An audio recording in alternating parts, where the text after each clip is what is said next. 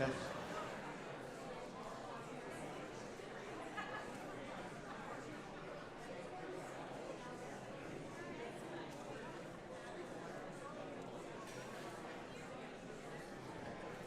we'll get started in just a few minutes. Got a few people that need to be seated first.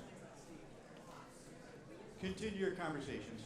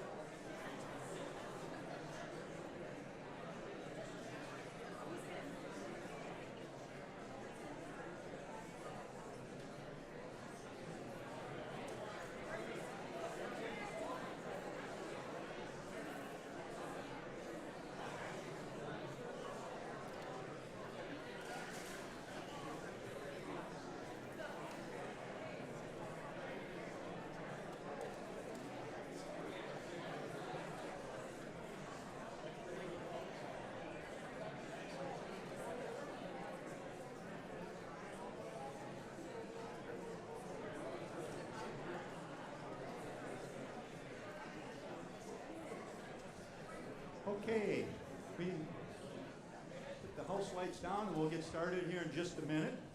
I think everybody's pretty much in position. Thank you all for coming out on this special evening for our summer photo show.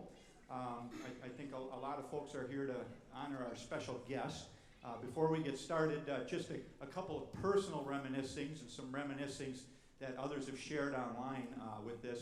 Personally, I lived on Wisconsin Street, pretty much where the optical department is in the Shopko building that's no longer in existence. And one of the downtown things to do, they had a curfew. You couldn't go out as a kid under 18 past 10 o'clock at night. So we'd sleep out overnight. And the big thing to do is, about midnight, you'd go down the back alleys and make sure there was no police cars around, and then continue your way down to Ford's Bakery. And then you got to Ford's Bakery and you rap on the door, and either Sonny or Frankie would answer the door. I don't know if you know, but at midnight you could get the fresh bread. And you get a whole loaf of fresh bread, and you'd eat the insides of the loaf out. They were fantastic. Once I got a little bit older, then of course we found out that the sweet rolls were getting done, particularly the peanut rolls. Those generally got done around bar time. So then of course you'd stop in there. If you got there at 1:30, 2 o'clock in the morning, you'd give the little knock on the door, and you could get in there and get your sweet rolls at that time from Frankie and Sonny. When I was of age, or not, it was 12 sweet rolls for $1. And they would generally give a baker's dozen, so of course you got the 13th sweet roll. But it was always a treat, and I know a lot of people that are here have similar stories knocking on the back door. Then I had to start serving Mass, and I found out that they open very early. I'm assuming probably at 6 in the morning or 5:30 in the morning. Now you had to go through the store and make a legitimate purchase. But then you had a selection of all of the bakery.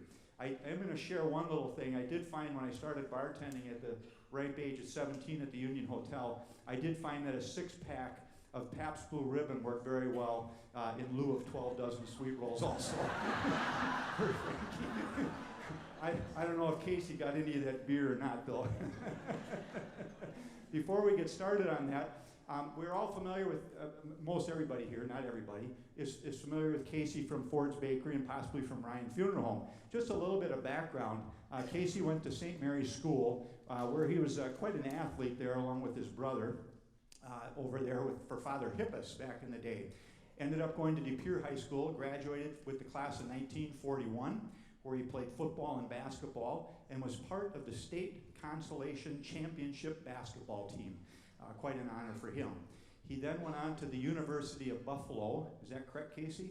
University of Buffalo for about a year maybe, and left school because it was World War II and joined the Air Force. He flew, in World War II, he flew in a B-29 Superfortress as a navigator approximately 1943 to 1945.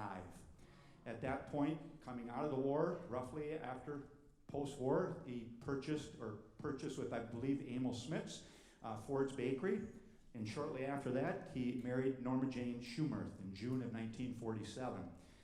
Now, to give you an idea of how active he was, because I didn't realize this until I started doing some digging at White Pillars, right after the war, he was very active in the group of the De Pere Catholic War Veterans. He was a historian and treasurer. Very active in the St. Francis Holy Name Society, De Pere Chamber of Commerce for lots of years, Boy Scouts, both active troop leader, also in fundraising campaigns, led the polio campaign for the De Pere March of Dimes as the chairperson for that, St. Francis Homeschool Association, and this one surprised me. I'm going to say it wrong. The Coterie, how do you say that, Joe? Coterie Dance Club. I did not realize, Casey, that you were such a big dancer, but they had a couple big dances each year. Some people might also not be aware that he was part of the Founders Fund, which led to the purchase of the old Nicolay High School building and the formation of Abbott Penning's High School. And of course, once they did that and it started, he became a very active member of the Abbott Penning's Foundation Board. Later on, moving on, became active in the St. Norbert College Parents Association, served on the board of directors of the State Bank of De Pere, also served at the Valley Bakers Corporation Board of Directors and President.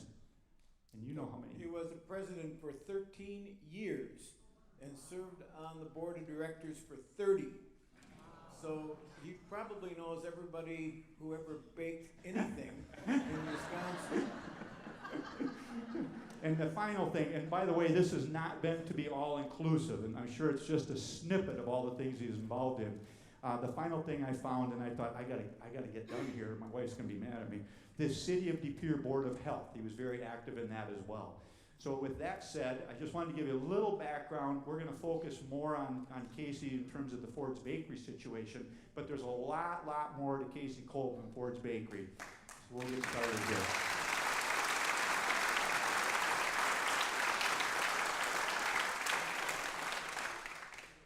Okay, we're going to start with a little video. We happen to have a video of Casey from, I believe, 1940, and I'm assuming you were working at the De Pere Beer Depot, which was across the street kind of from Sable's, right? Sable's Barbershop.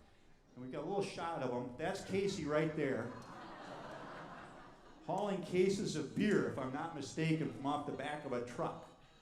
Sorry for the grainy images there, but I think you get the idea. And in a minute, it's going to pause, then it'll keep going. It keeps going. And that is Al Sable. from Sable's Barber Shop, getting back to his station in front of his little shop. And there's Casey, once again, pausing Yeah, for the worn out a camera. little bit. He's only carrying one case at a time. And we've got another little video here. This was, I believe, was it 1958 that you remodeled the grocery store and reopened it. The grocery store used to be more of a model of give them your order and then you would fill the order.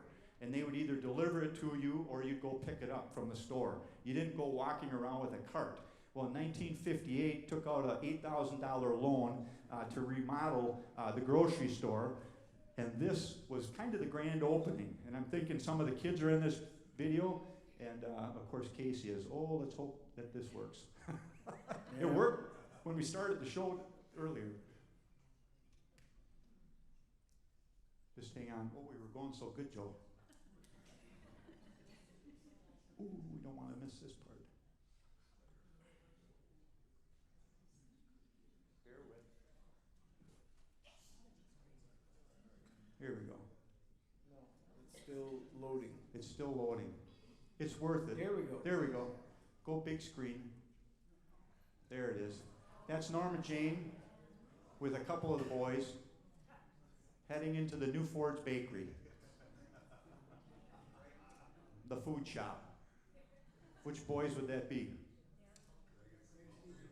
All three of them.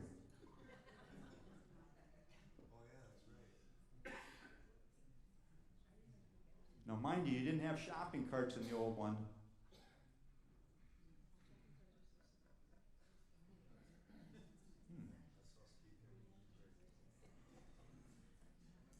There they are sitting out in front. Was those bench? Was it a bench out there?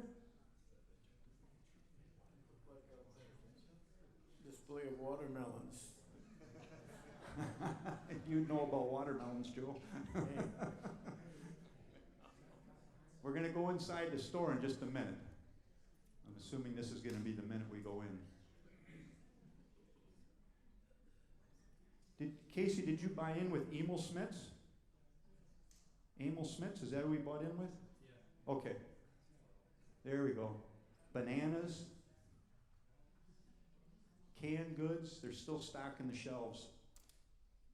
This was the grand opening.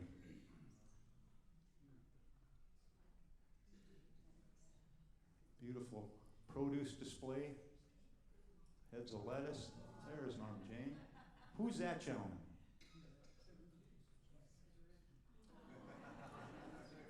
Is that Rick? That was Rick.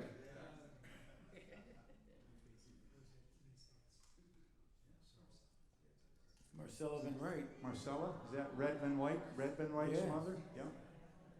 Marcella, yeah.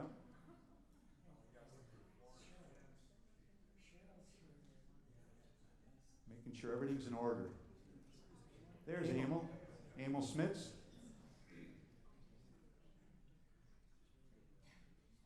Emil was a graduate of 1928 DePere High grad. Part of the first boys basketball team to go to state. There's our new meat locker, I assume. Cooler. Ford's Bakery, recognize the label on the bread. Suzanne Smits. There's Casey. There he is. Here he's going to come out. There he is. Bow tie and the familiar smock. We got a little bit of everything. I think someone's got a phone call.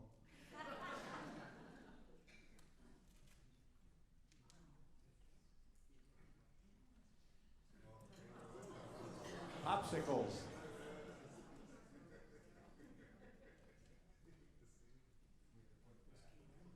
Kate Lambert. And Kate became a partner also, right?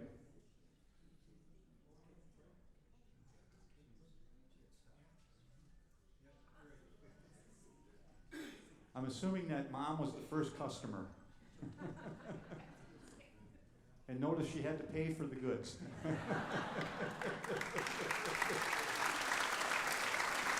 short little video snippet. And Gonna look at some of the early years There he is. That'd be a grade school shot. This is 1933 when he was 6, I think. As a 6-year-old, okay. 10. Joe, 10. 10. Yeah, we're in 1923 now. Oh, yeah. Yeah. There's the St. Mary's grade school basketball team, which won the championship at the annual meet at Nicolay High. Some of the people in the team, there he is in the back right there. And his brother Ken. Behind him. If you zoom out, I'll read some of the names of the other guys there. You got Bob Lambert, Clarence Zagers, Ormond Olson, Harold Gertz, Urban Lezay, Harold Pinebrook, Reverend Hippus is in the back, Stanley Godier, Gilbert Roofers, Howard Vissers, Bob Verber, Casey Kolb, or Clayton Kolb, and then his brother Kenneth Kolb, who was an assistant coach and manager. This is great. Father Hippus started a boxing club at St. Mary's School, immensely popular. On Friday nights, they pack the gymnasium with people. And if you look, you zoom in on the picture, this is Casey on the left there as a water boy. Nope, to your left there, right there, the middle, there. That's Casey right there on the left. Giving water at one of the little breaks for one of the little tykes there. Father Hippus is the referee. And you can see the poor lads down below if you pull up a little bit. I mean, they really whacked each other. You want to zoom in on that one, Joe? Yeah. Ooh. Poor little guys. So I'm assuming Casey was probably one of the coaches at that time, or at least a manager, helping Father Hippus out. And then the top picture, you can see there's a little bit of quite a crowd gathered around the squared circle.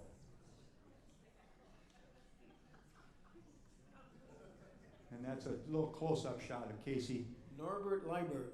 Oh, Norb Leiberg is the guy getting the water. There's this St. Mary's championship team. There he is again. Same list of guys, just a much better picture. 36, 37. 13, yeah. 8th grade that would have been. Now this was after he Yes. graduated. He was a freshman at the Pure High, and he was helping to coach the St. Mary's football team. Yep, 1939. Joe Musin in the back in the middle. Some of these names, pardon me? Joe Musin in the back, I see in the middle there. Terry Ann's father. Tom Franken. Recognize some of those. Jim Keene. Oh, young Jim Keene there. Right there. Vanden Branden. Ken Vandewall of in Wassenhoven. And Dick Zegers way up on the top left. And Coach Cole back there. 1939-40 basketball team. This would have been his junior year. The year before they won the state consolation championship team. I believe, I'm not sure if this was the year that you had to go in with, I don't know if it was your appendix was taken out, something along those lines, and you spent part of the season out of commission. You had to go to the hospital. I think this is where you missed portion of the year, if I'm not mistaken, according to newspaper articles that I read. And the gentleman in the back in the middle, next to Casey there, number 28, pull it down there. I think that's Bud Walsh, the mailman. Walsh, yep. Some of you probably remember the mailman, Bud Walsh. That was a teammate. And Casey's right to his left there, number 26. This might very well be the championship team that they had. Mm-hmm. We're back to the 1940 group. This is where he's in his second year. Oh, go back to that once, because that's his second year. Yeah, I think that's his second year as assistant. 1940, because now he's a junior in high school, and he's still going back to help out at St. Mary's with the young team there. There they are. Take the regional and state consolation championship. That's the team there. There he is.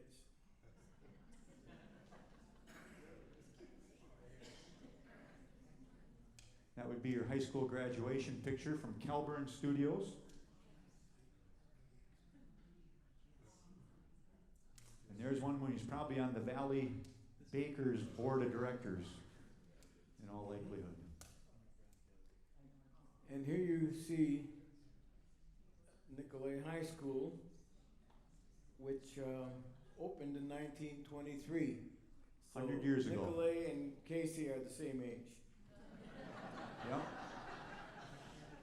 And ironically, as I said before, he was one that was one of the instrumental people in purchasing that particular building and creating Abbott Penning's High School. We're going to take a look at later years. Building here was originally St. Pere's, but actually originally it was a tavern. And This building, by the way, is the same building that's still there.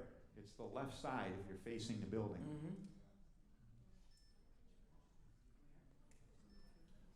Why they did it, but they made an addition that didn't match.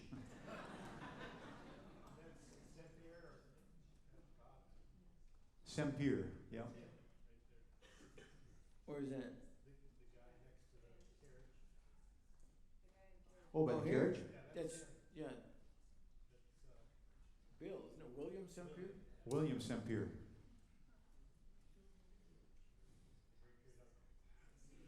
So the family, this was a ballroom, right? Was the ballroom above the original portion or the new portion? I think the original, because the family lived in back. Okay. In the new part. The ballroom was in the new part, Joe. Up there. There it is, shortly after completion. This is George Street Bakery. Groceries and confections. Well, they didn't last long. No, not in the confection department. Once the Cerugis came to town. That's probably when they switched over to bakery. And they must have had an agreement because the Cerugis stayed out of the bakery business. This is a newspaper ad that was run by the St. Pere Bakery. You can buy bread like Mother used to make, and try to make. Ask for St. Pere's cookies at your grocer's. Fresh rolls every morning at 5 cents or 10-cent coffee cake on Saturday. Our wagon will call you. This is George Ford. George Ford on the left. And I don't know who this is. Anybody know who's on the right? No, not sure who that is. That was the Ford's Purity Bakery float. This is an interesting shot. Daniel DeRate owned the bakery back then, 1904. He bought it from St. Pere. St. Pere, who sold it in 1924 to George Ford, who was then the vice president of the bakery. You can see that they make reference here to loaves of Holland bread. Would they be here, or people ate a lot of bread back then? Yes, they did. And what was Holland bread? Well, I would think that it was bread that originated in Holland. It's just a wild style.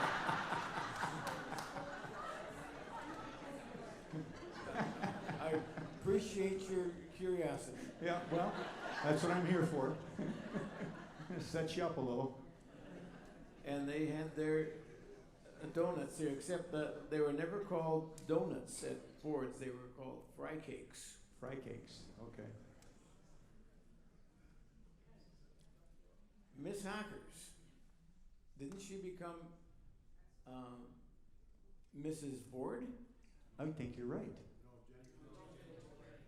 Oh, Jenny Ford's there. Oof, geez. Almost started a scandal joke. Maybe they were related. This is Francis Hireman, Dolly Van Sisteen's brother. Oh, Dolly Van Sisteen. Zoom in on him. Dolly Van Sisteen, Francis Hireman. Oh, darn. Thank you. Jenny, and here's George. What are these things here? I think that's when they were still confectioners. Looks like chocolates. Here's George.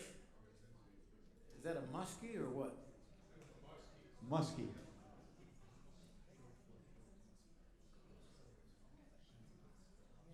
Ed Smith's. That's my aunt and uncle.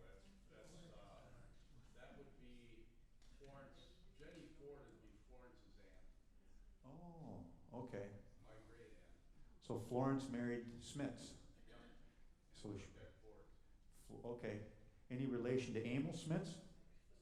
I don't know that. Okay. No, I don't think so. Okay. There's the old float again. Float. You got their money's worth on that. Here's George when he broke the law by catching more than 3 fish.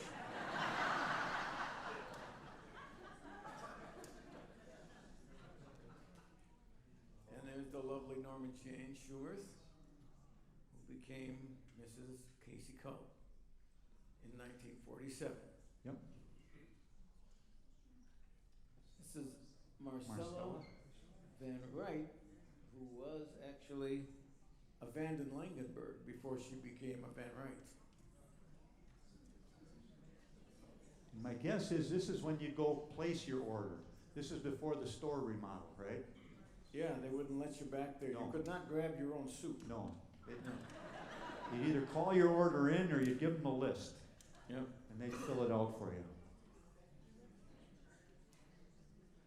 I'm guessing this is the remodel.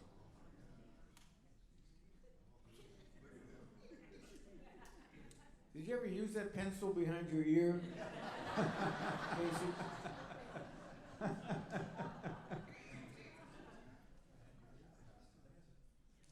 Bertha Smits and Kate Lambert.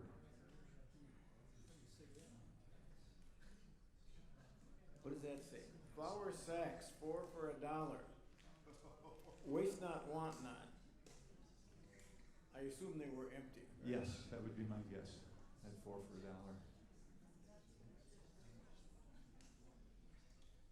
There they are. Danny Lockmer, chiropractor in Hawaii now, I believe. Yep, on the island of Maui. Maui, okay. Anybody need service on there in Hawaii? Yeah. Jeff Jeff Kroll. Kroll is the son of Neil Kroll. And there he is. How come he's doing all the work and these guys are just standing looking at him? I'm thinking that's an awful lot of coffee.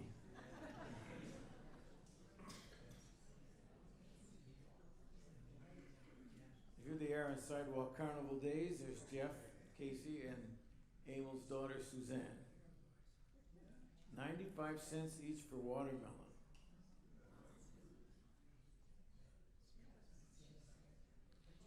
So Sonny Ruffers and Frank Simons. Sonny on the left, Frank on the right. Zoom in on those guys. How did George Ford ever get into that bakery business? Originally it was a tavern. And Casey told me that George Ford was arguing with Mac Laughlin, who was the baker. Max Bakery, yeah. Max Bakery.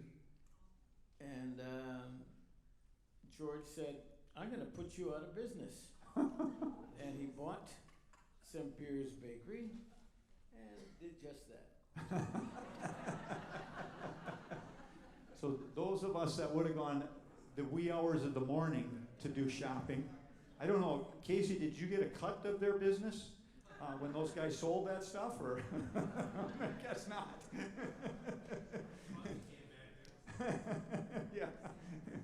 But there's the loaves of bread, getting ready to put them in the oven. And actually, Simon's son is here tonight. Gary Simons is somewhere in the crowd. Hello, Gary. Great basketball player. And there is Emil Smits. Emil Smits, yep. He was a De Pere High grad, as I said, 1928. In fact, Casey and Emil, on some of the alumni games, the two of them were on the same team together. Casey would play for the 1941 alumni group, and Emil would play as part of the 1928 alumni group. 28 was the first team to go to state for De Pere. They sent a team in 1930, 1934, no, I'm sorry, 32, 34, and then again in 1941. This is a promotion that they had in the parking lot. The band here is the Brass Factory. You can see, there's Don Butts' son, John Butts. There's the leader of the band, Dan Grassel. Casey told me that he got them to play by offering him a case of beer. Which is an old trick that works every time with trumpet players.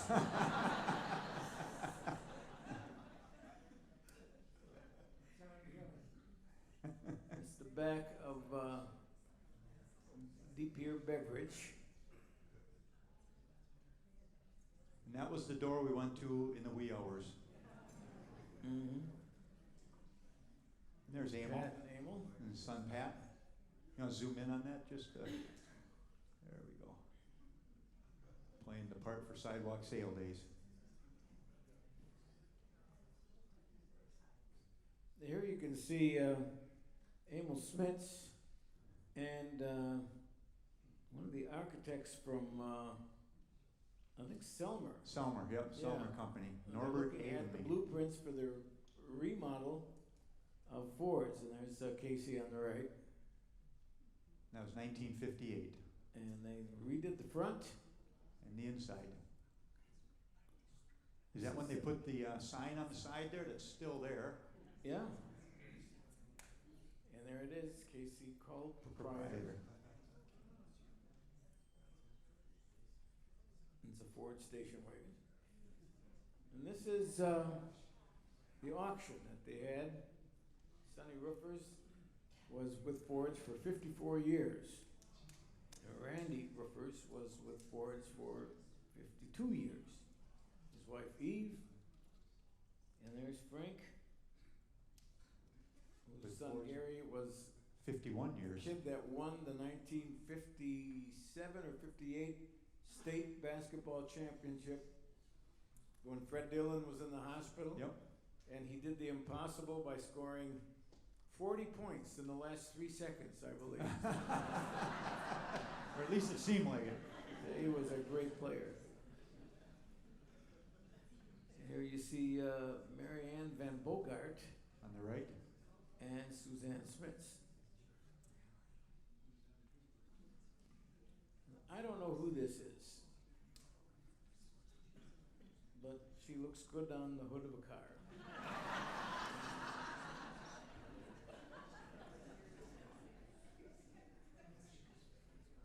Finally, we see the letter that we received with great sadness and regret that we are writing this letter. After a considerable amount of thought and time, we must inform you of the closing of our store.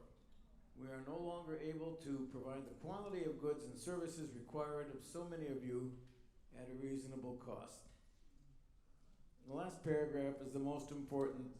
The friendships that we made over all these years will continue on in the future. Thank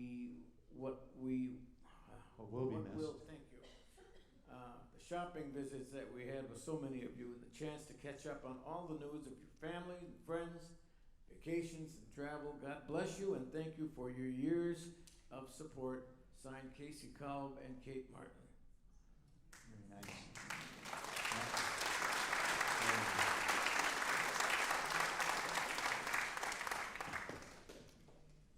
Well, where are we here?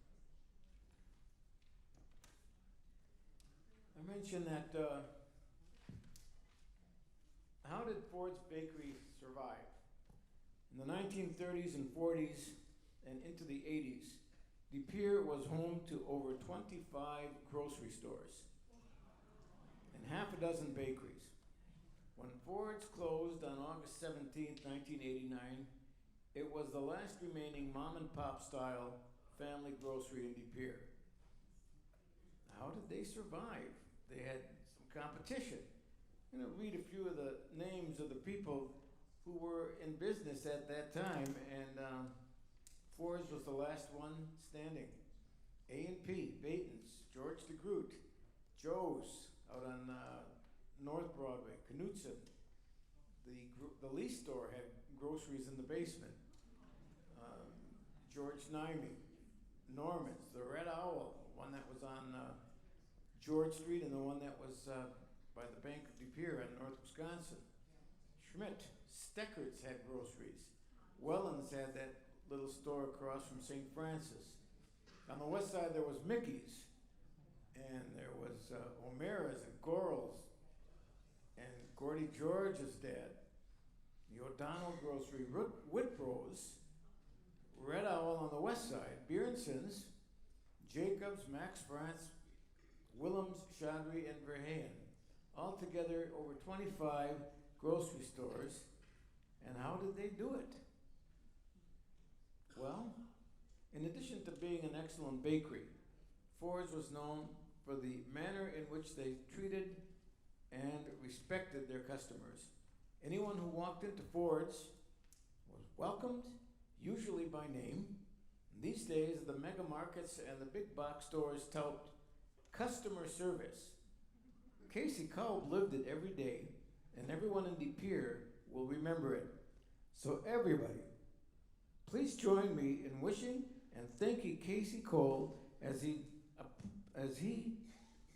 approaches his 100th birthday.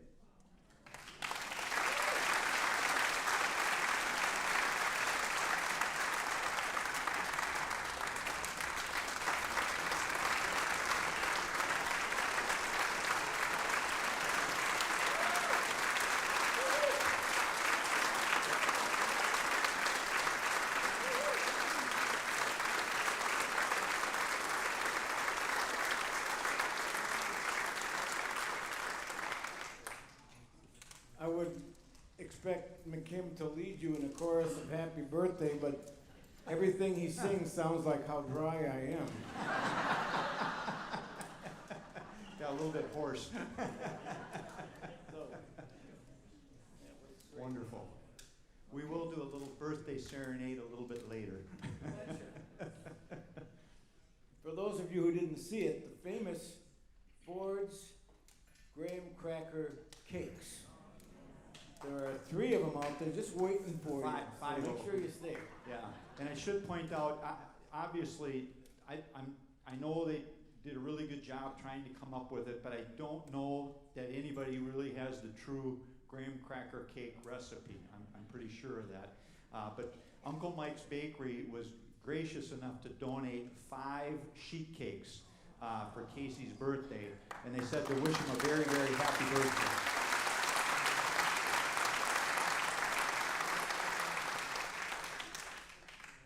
We're going to move right along here to an installment that we call Fun Stuff. I'll start with Early in the show. This is showing you the caravan that went to the Union Hotel to deliver meat every day.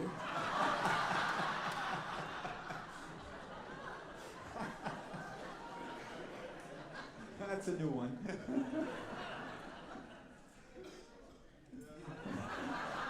It's the house detective at the Union Hotel.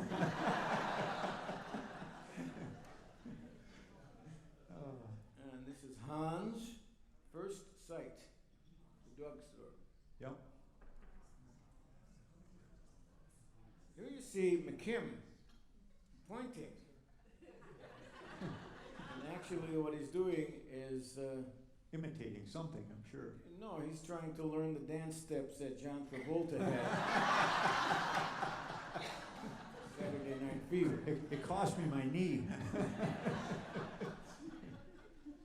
This is a great, you have to look carefully here. This is McKim on the couch when his wife told him that it was time for chores.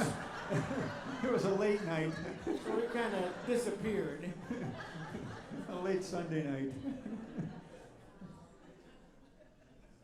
It's a shot of the old De Pere grade school that was on the corner of George and Michigan. Michigan.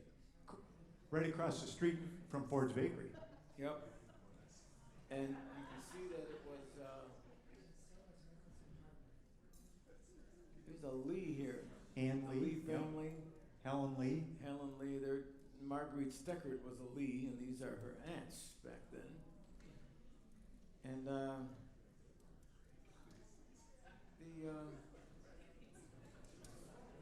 kids were given rakes by Save-A-Buck. His name was Save-A-Buck Boyd, and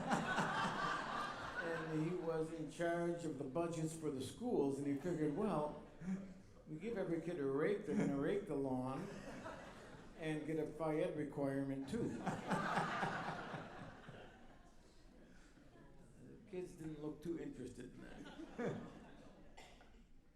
This is Prohibition, which was repealed. And these boys are celebrating, having a good old time. And the girls did their celebrating too, but first they played in St. Mary's School all-girl orchestra. You recognize some St. Mary's names there. But they still got out. There's their own partying. You can see that they're a different breed because they used glasses, they were very and they dressed very nicely, and they didn't leave a mess, and they stacked the empties very neatly. Gently. Here you see women's rights, a suffrage demonstration, and they tried to tell people that they had celebrities there, and tried to pass this guy off as George Gershwin. And there he was. I mean, he looked just like him, you know. But in truth, the guy wearing the dress was J. Edgar Hoover.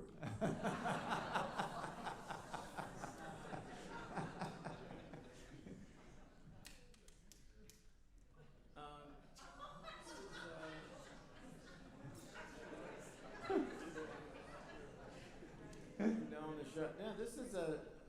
He changed his name to Deadeye following an accident here.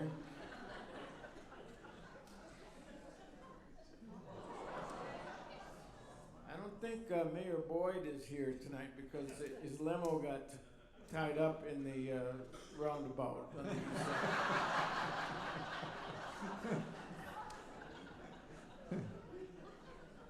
It's a summer tea party on the Jackson House porch. The Jackson House is the house on Broadway with the 4 white pillars. Could not place that house until one night, taking a walk, I saw that those windows look familiar there. Window on the far left. Underneath there, yeah. And there they are. So they did a slight remodel. I'm going to show you McKim Boyd's answer to the Malva Center, in that he is putting together a high-rise. He's got to There find. it Oh, is. there it is.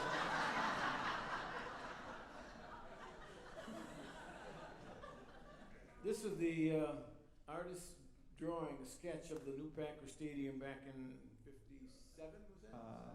57, yeah. Yeah. And it was pretty much close to the design. There it is in the opening season. And this is what we have today.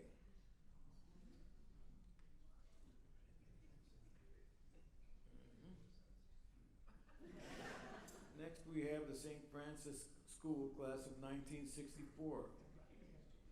I wonder if any of these guys are still alive. What do you think? I know John Merline is with, yeah, most of them are. Yeah, they are. Tom Van Gimmert.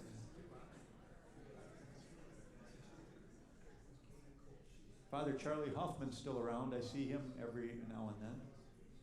Monsignor Cliver is no longer. Sharon Ryan. Sister Theodorette. Did they name a gum after her? Chlorette. Mr. Leo. Mary Nice Jo. bunch. Mary Jo Wagner.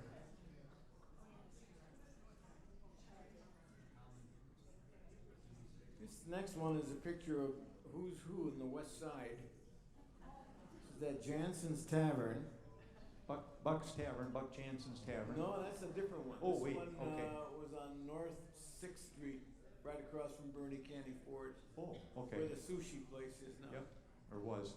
This is Mrs. Pete Jansen and her husband. There's Cousin Richard, the mayor. Ron Mays. Jim Van Gimmert there with the glasses on. We've been trying for 20 years to get a name with every face, We're still missing one. and we're missing two. Oh. Oh yeah, you're right. And the lady here. And On the far anybody right. want to take a stab at this gentleman?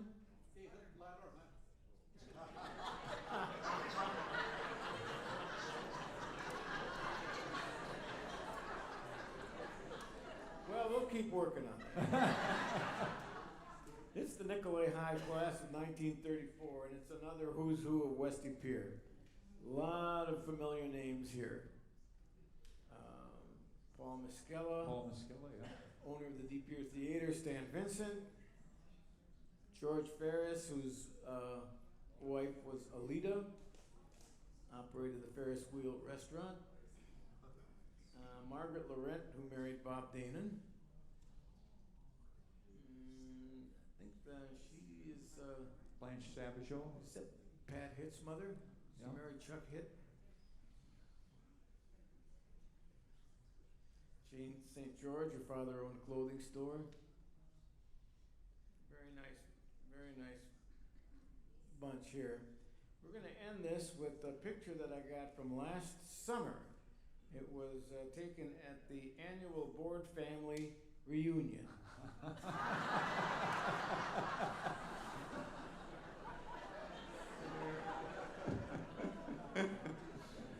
It's original. Okay, what do we got that's next here? Do Kate's Cafe. Kate's Cafe. Sounds like a plan. Where are we? There you go.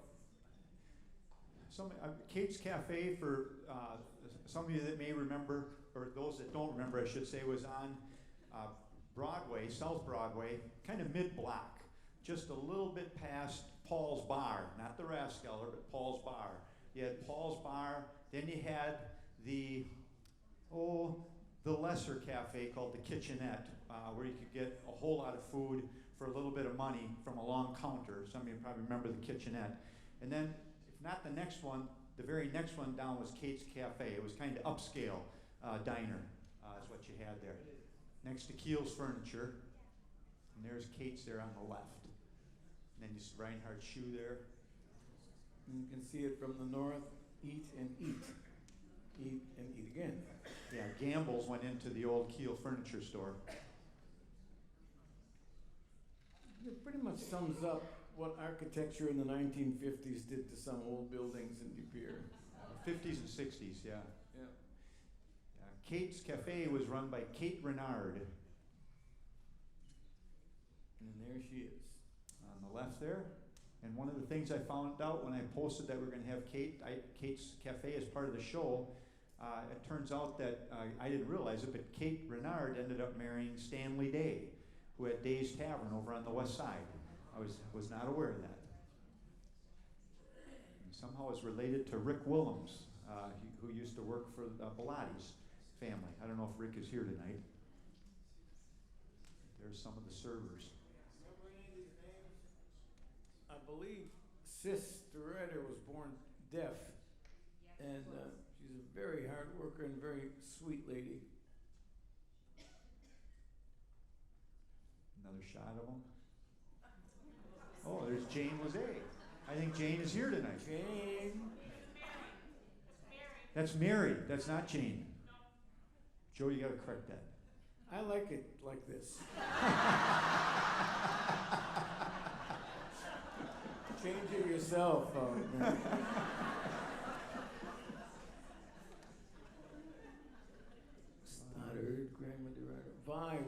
case waitress.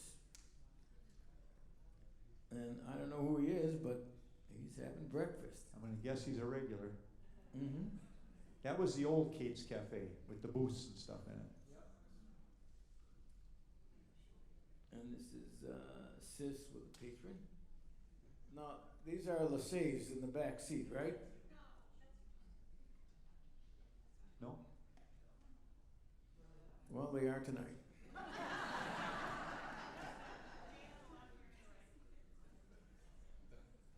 This is Vi serving up a hot dog to somebody. Funny Anybody looking. want to take a guess at who this is? Gus Ashford. Very one of the good. rare shots that we have with him on the other side of the camera. Very good. Gus Asher, the photographer.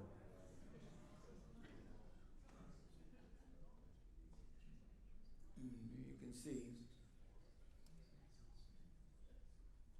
Very good. Back to the beginnings, the old Kate's.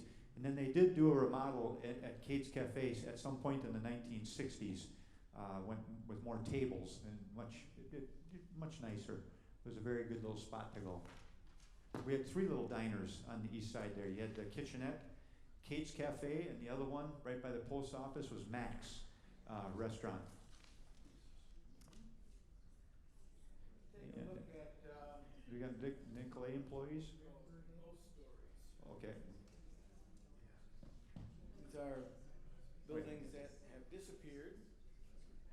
I don't know if any of them were haunted. We'll take a look at them. Ghost Stories, Lost Homes. We'll start with the lost homes. This is the Dominicus Jordan home. Anybody familiar with that? It was on the corner of facing. It was on Broadway and William That's Street, kind of across where the not standard. Some of you might remember Super America gas station ended up going on the corner at some point there. It was located in that spot there, or at least maybe one lot over. But it was right across the street from the standard gas station. right. It was a beautiful building. You look at the architecture here, there's leaded glass arched above the second floor entrance to the porch, curved around. Same thing down here, another leaded glass, and again here. Here you see it from the south. Well, yeah, it was right in the corner. You're right. Actually, it was before it became Super America gas station. It was a Texaco gas station on the That's right. corner. You can see there was a shaker porch, what do you call it? Yep, shaker porch, Yeah. You shake out the mop or whatever, rugs. dusting. And you can see it protrudes out, and there's another porch down here. That is a very nice home. When it was built, it was, at the time it was built around 1850, late 1840s, early 1950s. It was one of the most expensive homes in Brown County when Dominicus Jordan built it. What did he do? He was a developer, a sawmill, a whole variety of things. He was one of the early settlers in De Pere. Right, Dan? I think Dan's here somewhere. Then along came the 50s, and the front was shaved off. They had a porch here, the upper porch up there was gone. They actually moved it. They rotated it so that instead of facing west onto Broadway, it faced south onto William Street. And what it actually faced, those of you that remember the old Shopko building, and if you go back far enough to remember Broadway Garage, the Broadway Garage used to have that ramp that would take you down underneath the Broadway Garage store there. That's what it faced. It faced the ramp on the other side. So they picked it up, turned it around, and I believe this is just half of the house, right, Joe? That's right. You can see, looking from the east, the portico that came out, they just chiseled that off. There was a porch. This is where the shake porch was. Yep. And the downstairs steps, there were steps that led up to a back porch. Well, they just got rid of that. And here you can see why they did that. They moved the house, rotated it so that it freed up this area so they could put a gas station in there. And that's where the Texaco gas station went. One of about 8 gas stations on the east side of De Pere in downtown.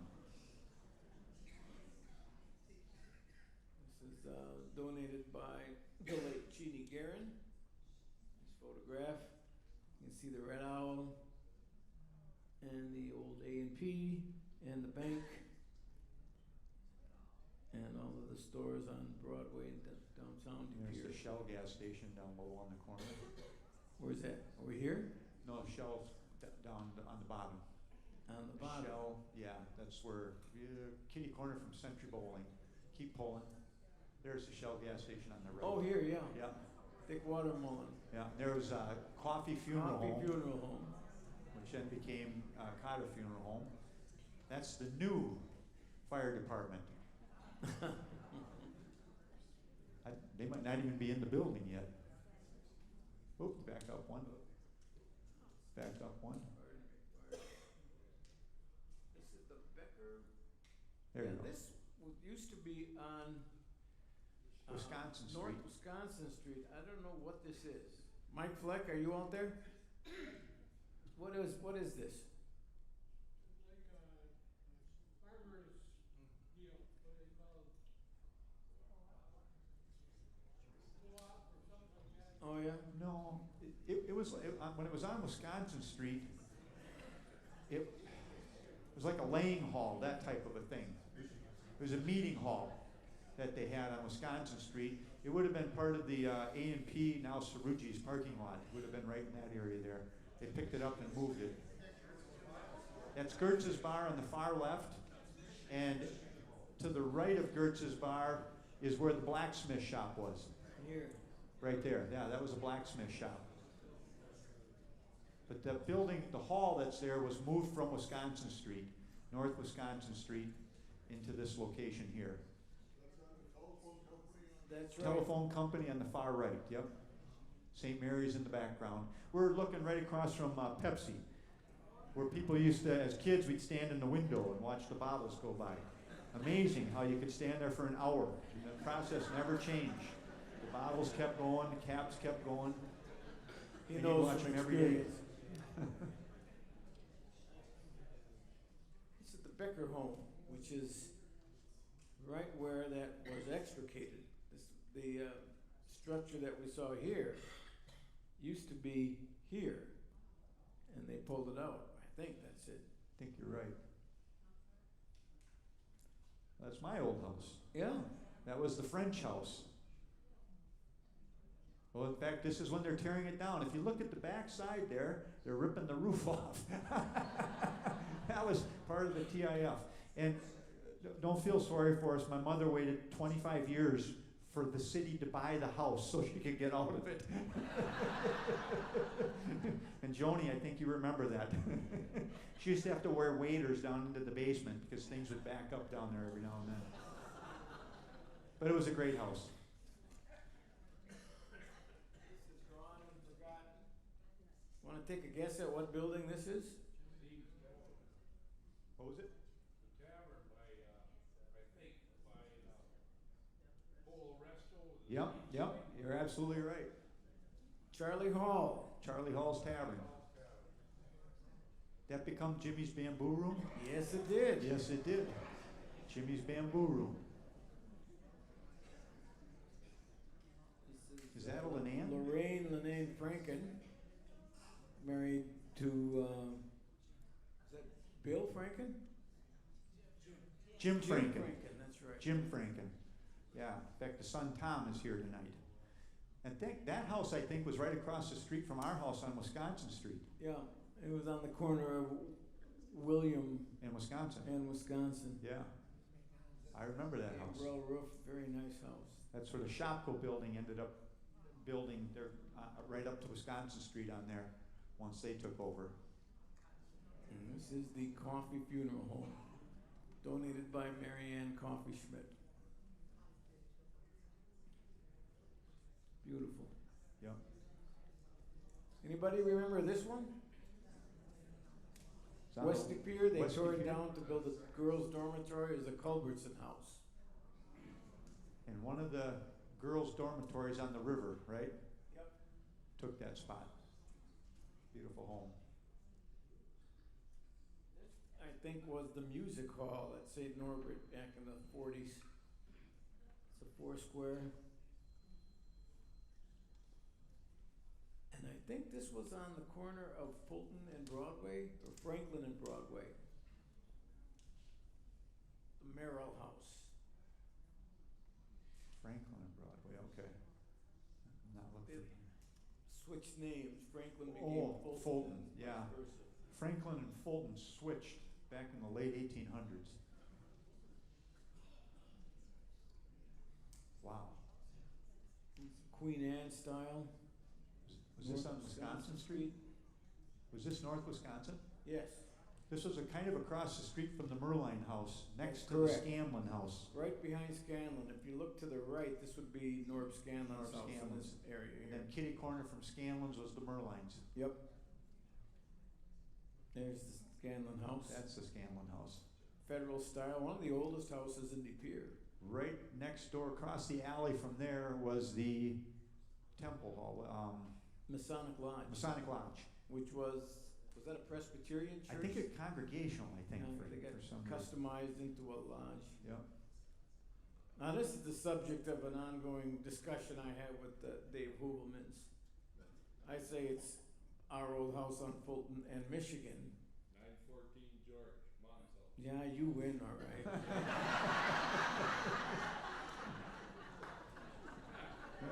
Quick debate.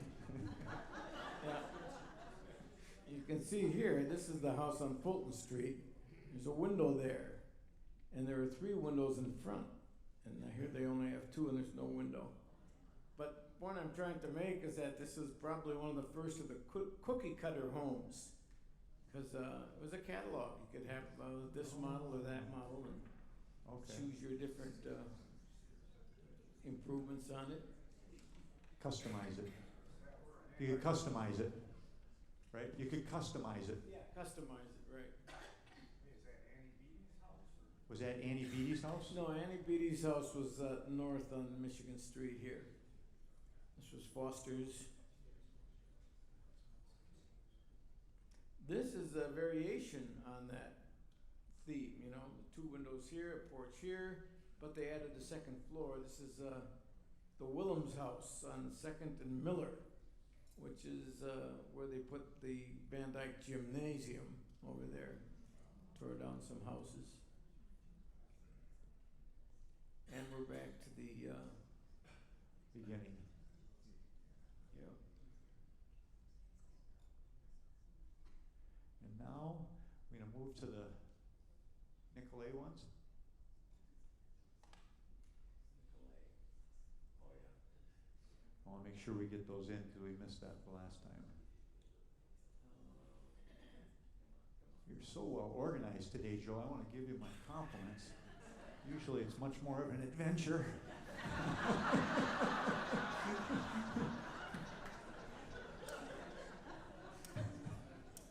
Well, other than turning on Captain Kangaroo, tell me about your experience with the screen-driven thing. Back in 1971, there was a gentleman by the name of Huntsy Kolbeck, who was an employee of Nicolay Paper. The story that we have is that he was kind of the mailman. One of his responsibilities was to deliver the mail to all the different departments. Upon retirement, another person that worked with him by the name of Joanne Muka decided to, as a parting gift, go around to all the different departments that he went to and drop the mail off and take a picture of the individual employees and then put them together in a photo album. Probably 5, 6, 7 years ago, she donated those photos to us. Regrettably, we waited a long time before we finally got around to looking at them and then identifying them. We had the help of a number of former employees, including Joanne Muka, to help identify the people in these photos. These would be from 53 years ago, including my mother-in-law and father-in-law, Roger and Gloria Bougie, were instrumental in helping to identify. So here are some of the people. We're going to go through them fairly quickly so we can get a lot of them in. There's probably 80 or 90 of them. I don't know that we'll get to everyone tonight. If we don't get them all tonight, we'll get them on the next one.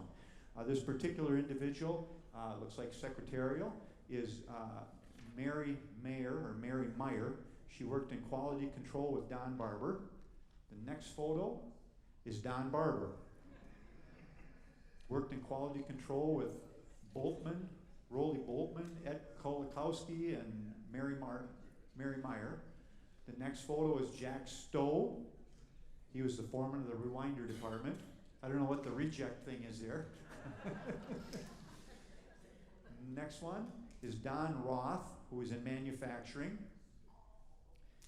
The next one is a past president, Henry Fowler, past president of Nicolay Paper from 1971. In data processing is Carol Kraus. Next one in quality control is Ed Kolakowski.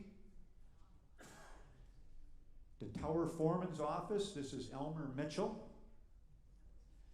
The tower foreman's office, another one is Matt Fashionbauer. Apologize if I'm saying it wrong. In purchasing, we have Paul Greer. The manufacturing office, Bob Beechler, looks like. Switchboard operator, and the next one is Marcella Stevens. Purchasing department is Carol Cormier. In the accounting department is Cy Ward. The secretary to the president is Helen Waldo. And in sales, this is Jan and then Skenador McLester. Planning and scheduling, Larry Zastro, West Side Zastro. And converting, this is Fred Van Grunzen. In receiving, Ron Lindeman. Remember, 53 years ago. I think Ron Lindeman, was he a basketball player? Yeah, pretty good one. Right, that's right, very good. Westy Pier, yep. This next one is a controller. This is Jim Redmond. The next one is mill personnel, Joe Linder. And in the next one we have, I gotta see here, it says Ralph Lane on the right. Ralph is on the right. And then it says on the left, it says a Gilson. Okay. So which is on the left is? Ralph Lane, and on the right? Ralph Gilson. Thank you. And this one we have Tom Gleason on the left, and then a salesperson, non-Nicolay, on the right, is all it's indicated. In maintenance, we have Egan Kornitzer. In converting is Dan Polly. Next one in shipping is Paul Karcher. That looks like the same one. We're going backwards. Let's see here. Go ahead, Joe. 1 second. I got to get caught up on the numbers here. 1 second here. What's the number? 79. Go ahead. I got another one. There we go. That's Paul Karcher. Yep, 80. Okay. And he was in shipping. The next one in shipping is Sylvia Perard. The next one we have in research and development is Bernie Jankowski. Also in research and development is Ron Ashley. And the next one in data processing is Mary Marana. And then this is the party group here. This is part of the retirement party. Hans Kolbeck, I believe, is on the left. And then it just says Egan Kornitzer, and then Jerry Teskey on the right. You got to go back, Joe, back to that. Jerry Teskey's on the right there. Then we go to the next one. This is the party continued. Jerry Teskey's now on the left. This is the other side of the room. Carol Cormier, Marcella Stevens, and then Stevens Probst maybe, and then Bill. Let's see, Richard Probst maybe, and then Bill Hertzstern. Okay, are you at 87 right now, Joe? 87. Toby Spencer, data processing. Here's the nurse's office. Laura O'Donnell Sternetsky. And the next one we have two guys here. We got Ed Dahl on the left and Dan Bangert on the right. This is the roll wrapper division. Next one, this is Herb Wenberg, manufacturing office. Is Herb Wenberg, is that the mother to, or the father to Ed Wenberg? Who, but who's? Barb. That's the father to Barb Wenberg, right? Got it, okay. Yep, and in this one, I was pleasantly surprised that I knew somebody in this. The lady on the left is Audrey Maritato. Her husband was Tony Maritato, a 4 o'clock regular at the Union Hotel Monday through Friday. Knew him really well. And then on the right is Cheryl Piontek. We got Clarence Brennan from accounting, right? Is that 92? Yep. Then we've got Richard Engler from sales. Norman Van Howell, process engineering. And then the next one we've got in sales, we've got Bill Richards on the left and Roger Melendry on the right. And then the controller is Paul Gross. And then here's the person that donated all these photos and did this album for him. This is an offset operator, Joanne Muka. Is Joanne here tonight? Nope, I was hoping she would be. But thank you, Joanne, for doing this. The next photo we have is on the paper machine foremans. We've got Marlon Zitlow on the left, Clarence Chopin on the middle, and Tom Jackson on the right. Oh, I know Tom Jackson. There's another one I know. Very good. The next photo we've got Tom Lemke and Tom Brown, part of research and development and quality control. Next one is Jan Wiegert. I had her kids at Wrightstown. Okay. Tim Doolin, process engineering. Lee Cormier on the, whoops, next one.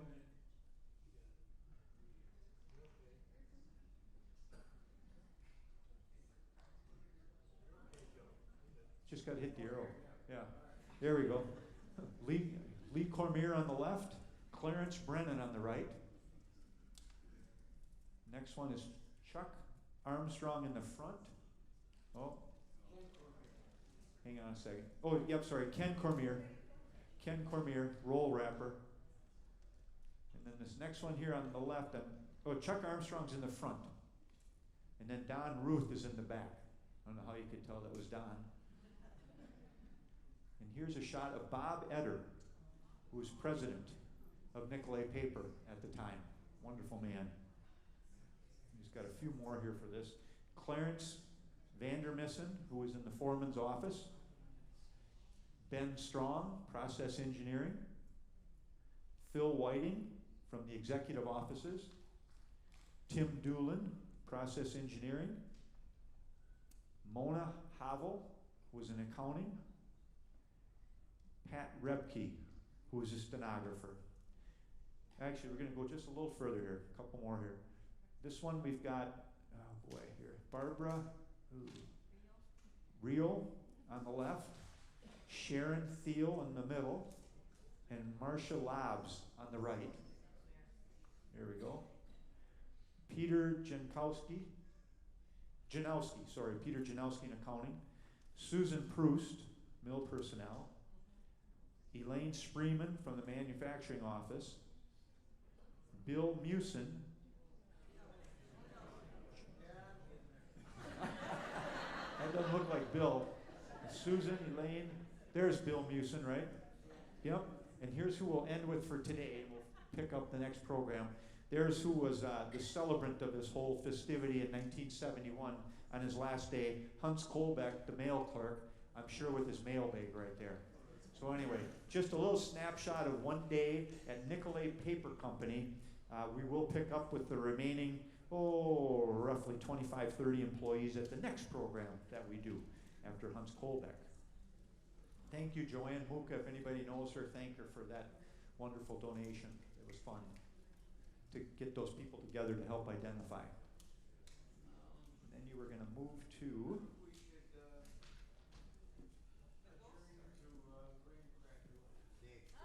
No, you got one more little... Oh, yeah, we can do that. That's fine. Otherwise, did you want to grab your other...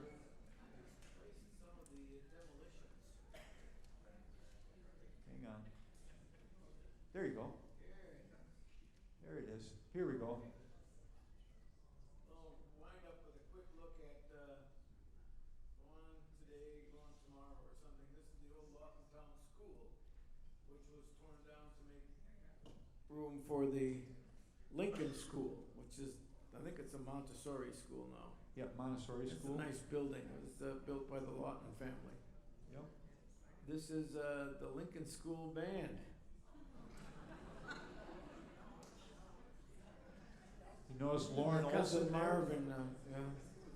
Zoom in on Lauren Olson, those that went to the Lee store. Yeah. Remember I him? want to zoom in on cousin Marvin here. Oh yeah, Marvin Cerrugi, Lauren Olson. Lee store. Yeah. What else we got in there?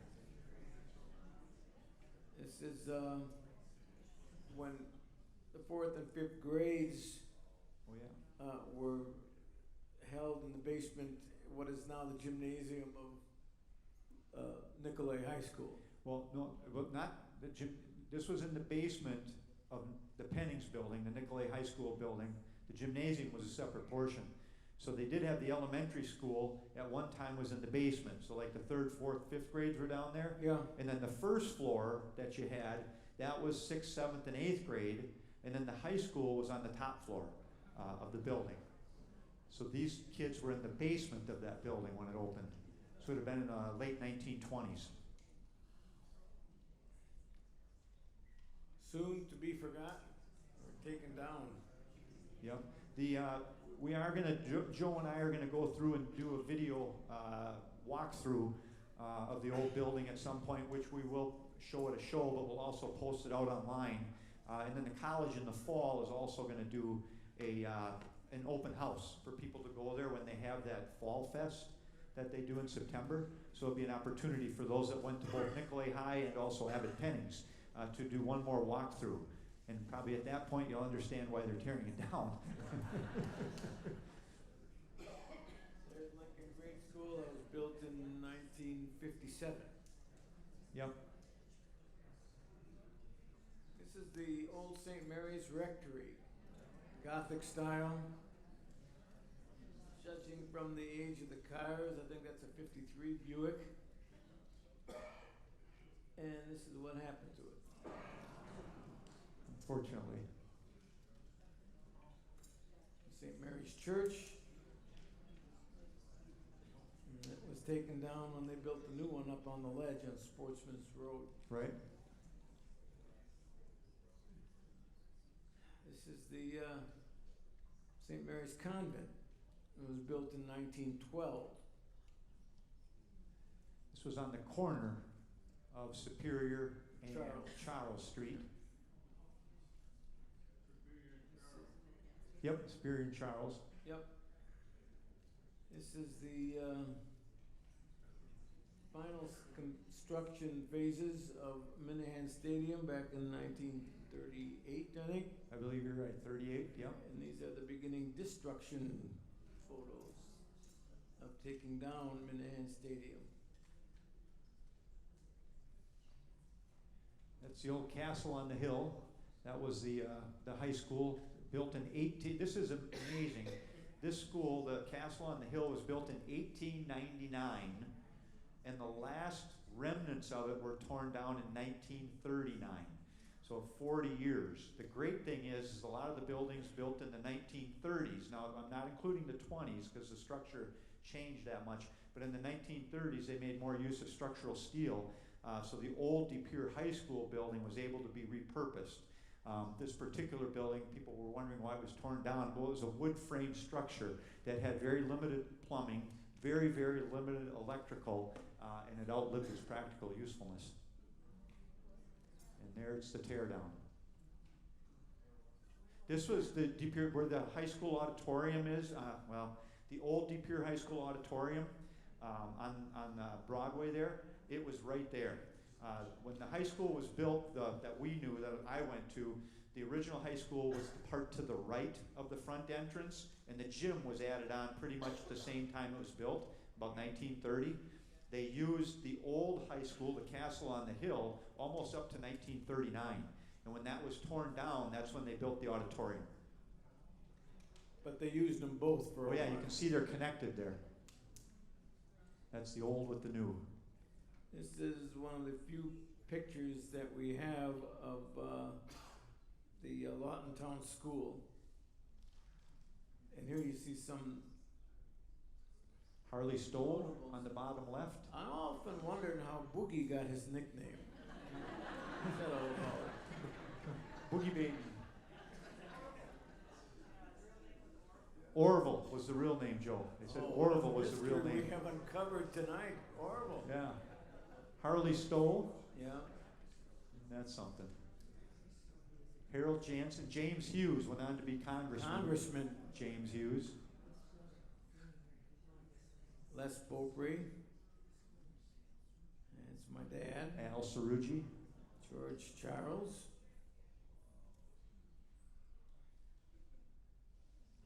Some of these guys have familiar names. Yep. All in a circle. What's that? Not And in this the Pier one building. is going to break your heart. Beautiful Gothic building, the bishop's home, and it had to go. Yeah. And the bridge. 1970. Yes. Yep, 1970. And some people have said that I was somehow responsible. I was in bed sleeping.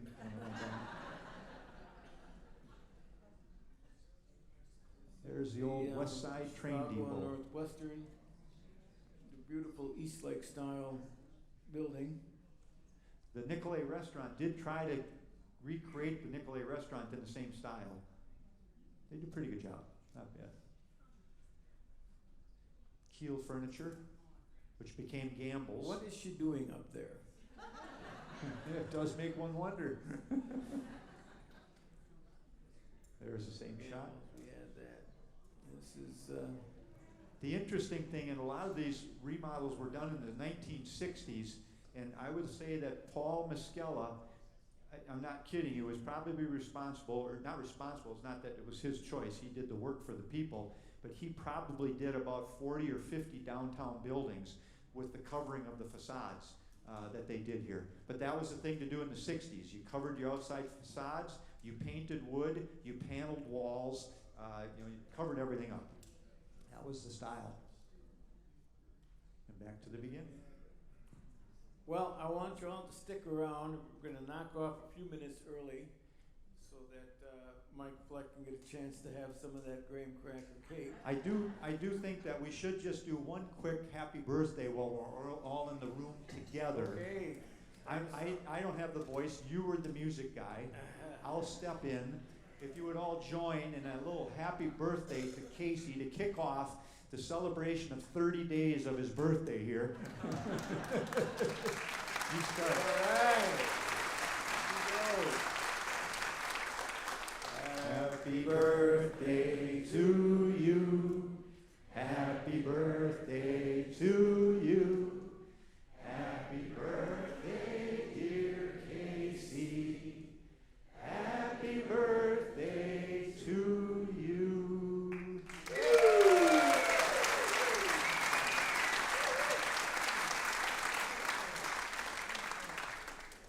All right. Wonderful. Thank you very much. And Channel 5 is here to interview you, Casey, just so you know.